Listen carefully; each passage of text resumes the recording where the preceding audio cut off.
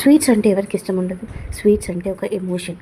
అందుకే రోజు తినకుండా ఎప్పుడో ఒకసారి తింటే బాగుంటుంది. అందుకని నేను చాలా రోజుల తర్వాత జగ్గు మిఠాయిలో నుంచి స్వీట్స్ అయితే ఆర్డర్ చేసుకున్నాను. అరిసెలు, మినీ కాలా జామున్, పన్నీర్ జిలేబీ తెప్పించుకున్నాను నేను. అండ్ ఇదైతే ఈ కాలా జామున్ వచ్చేసి మా బాబు కోసం తెప్పించాను. మినీ కాలా జామున్ వాడికి చాలా ఇష్టం. అండ్ నేను paneer jalebi first time try చేశాను. అది కూడా చాలా అంటే చాలా టేస్టీగా ఉంది. చాలా రోజుల నుంచి యూట్యూబ్లో కొన్ని వీడియోస్ అనమాట, పితృదోషాలు, పితృశాపాల గురించి. సో వాటి గురించి నాకు డౌట్ ఉండేది.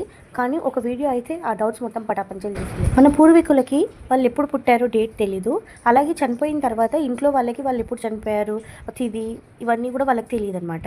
నెల మాసకాలు, సంవత్సరికాలు ఇవన్నీ ఏమీ ఉండేవి కాబట్టి చనిపోయిన వాళ్ళ పేరు మీద ప్రతి సంక్రాంతికి బ్రాహ్మణుడికి స్వయం పాకం ఇచ్చేవాళ్ళంట.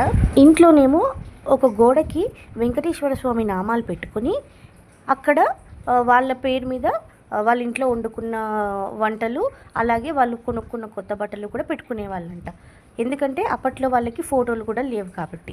చనిపోయిన వాళ్ళకి ఏమన్నా పగ మన మీద శాపాలు పెట్టడానికి ఏ తండ్రి అయినా, ఏ పితృలైనా, ఎవరైనా సరే శాపాలు పెట్టరు. సో అలాంటి పితృదోషాలు, పితృశాపాలు సోషల్ మీడియా వచ్చాక బాగా ట్రెండింగ్ అయ్యాయి అన్నమాట.